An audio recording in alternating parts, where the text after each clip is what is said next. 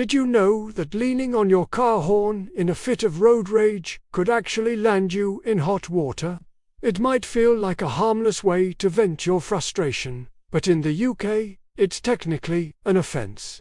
Let's dive into the fascinating, and often surprising, rules of the road regarding your car horn. Most of us think of the horn as an emergency button, a way to say, "Hey, watch out." But the Highway Code is very specific about its use. Rule 112 states you should only use your horn to warn other road users of your presence.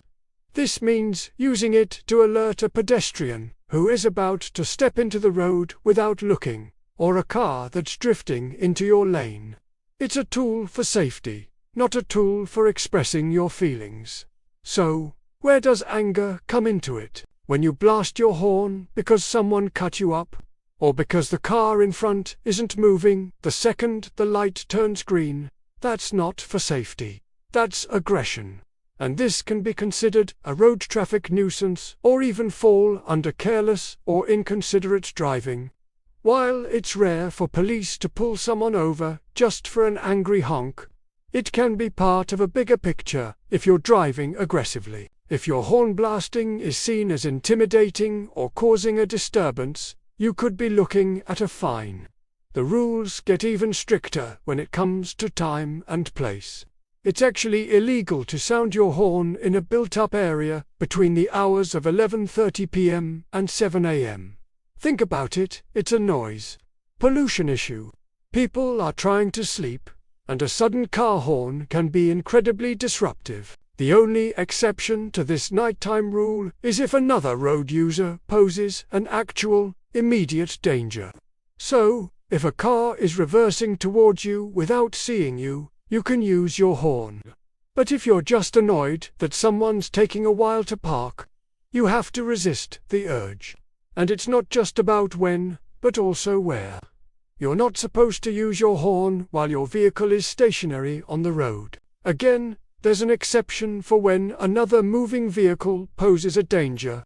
For example, if you restopped at a junction and a car is about to run a red light and hit you, but honking at the car in front of you at a traffic light because they on their phone and have you noticed the green light. Technically, that's against the rules. The idea is to prevent unnecessary noise and to keep the horn's purpose clear. It's for preventing accidents, not for managing traffic flow or telling people off. This might sound overly strict, but it's all about creating a safer and more pleasant environment for everyone. Think of how stressful it is when you're surrounded by constant, angry honking. It raises everyone's anxiety levels and can lead to more aggressive driving, which is the last thing anyone wants. A calm road is a safe road. So, what's the penalty if you do get caught? It's usually a fixed penalty notice, which could mean a fine of around £30. It's not a huge amount, but it's an unnecessary expense. In more serious cases, if your horn use is part of a pattern of aggressive driving, it could contribute to a charge of driving without due care and attention, which carries much heavier penalties, including points on your license. Let's look at a few common scenarios. You're waiting for a friend to come out of their house. You give a quick toot-toot to let them know you've arrived. Is this okay? Strictly speaking, no. The horn is for warning of danger, not as a doorbell. While you're unlikely to get a ticket for a friendly little beep, it's technically not its intended use. A text message is the legally sound way to go. Another one. You've just passed your driving test, and your friends and family are cheering you on. You give a celebratory blast of the horn. Again, it's a lovely sentiment, but not what the horn is for. It's about distinguishing between a social signal and a safety signal. The law wants to keep that safety signal absolutely clear. When a driver hears a horn, their first reaction should be, "Where's the danger?" Not, "Oh, who's celebrating?" This principle is actually common in many countries, not just the UK. The goal is universal: to reduce noise pollution and to ensure the horn remains an effective emergency warning device. In some places, unnecessary use of the horn can result in much larger fines. It all comes back to the core idea of responsible and considerate driving. So, how can you manage that rush of road rage without reaching for the horn? The best advice is to practice defensive driving and try to stay calm. Take a deep breath. Remind yourself that getting angry isn't going to change the situation or get you to your destination any faster. In fact, it might just make things worse. If another driver makes a mistake, try to give them the benefit of the doubt. Maybe they're lost, or having a bad day, or are an inexperienced driver. Reacting with aggression only escalates the tension.